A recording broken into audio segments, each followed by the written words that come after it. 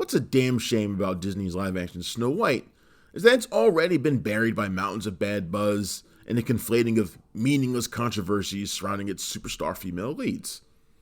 And trust that's the only reason these meaningless stories are blown up is that we're talking about Rachel Zegler and Gal Gadot, two beautiful, talented, opinionated ladies.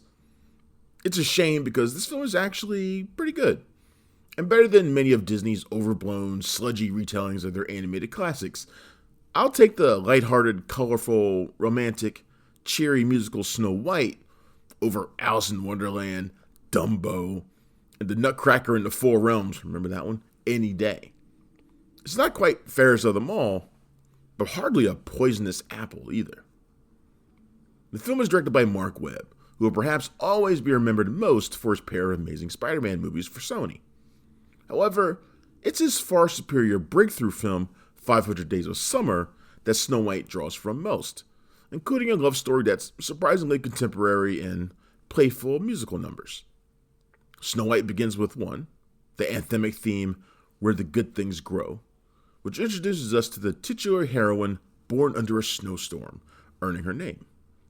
Complaints surrounding the casting of Zegler, a Latina whose skin won't ever be the color of fallen snow, should be left to the ignorant incels who gave voice to them in the first place.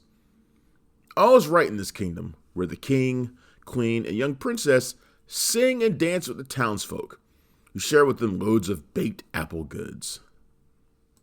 Everything is fine until the queen passes away, and then swoops Gadot's evil queen to win the king's heart.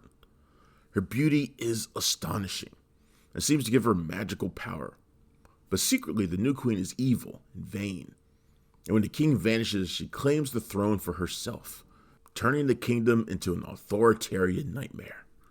Her twisted rule bears some obvious resemblance to political events that are consuming us now. It's unlikely that Webb and screenwriter Aaron Cressida Wilson planned it that way, but the parallels add an unexpected poignancy to this otherwise fairly airy story.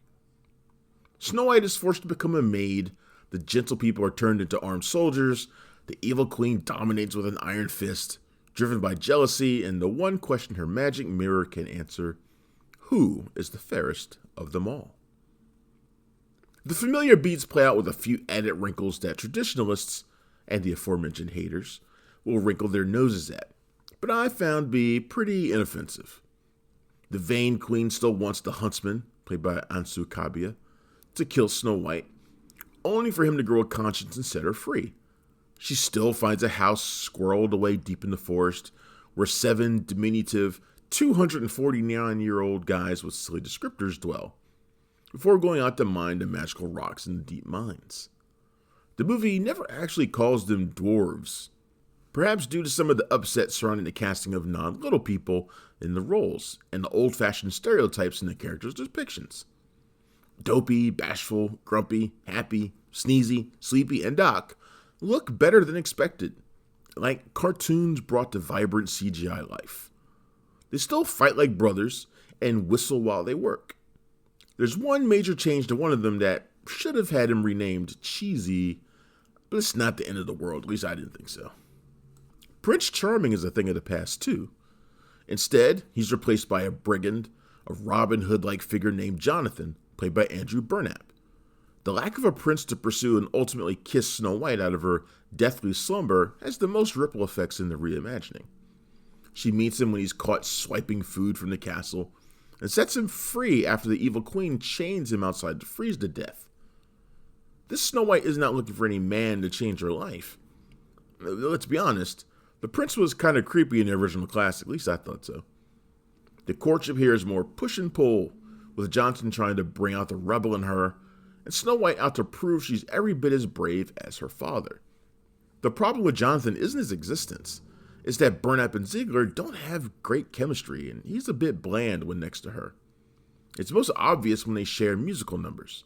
Zegler is small in stature, but her voice booms, and Burnap, he does his best, I guess.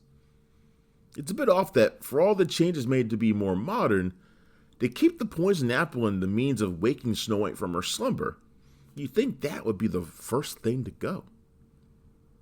Like Angelina Jolie's Maleficent and Emma Stone's Cruella, Gadot embraces the evil queen's narcissism and cruel nature. It's a flashy, stylish performance with dark, purple flowing robes, razor-sharp nails, and that terrifying, towering crown. Gadot isn't a natural singer, but she has enough flair to power the villain's one major showpiece. Snow White goes through its share of lulls. The original runs for a crisp 83 minutes, and this one stretches a full 20 minutes longer when it probably doesn't really need to. The familiar ideas are all still there. This is still a tale of true love, of good triumphing over evil, of kindness over cruelty. What changes are made will seem minor, but the other edge of the dagger is that there are few surprises and fewer thrills. Your enjoyment is going to depend largely on your attitude going in, so why not choose happy over grumpy? I mean, it's not like you're being forced to watch Mirror, Mirror or Snow White and the Huntsman, right? Disney's Snow White is in theaters now, and it gets a 3 out of 5. Thanks for checking out the show. If you like what we're laying down, please subscribe to our channel and click the bell to receive notifications for all of our latest stuff.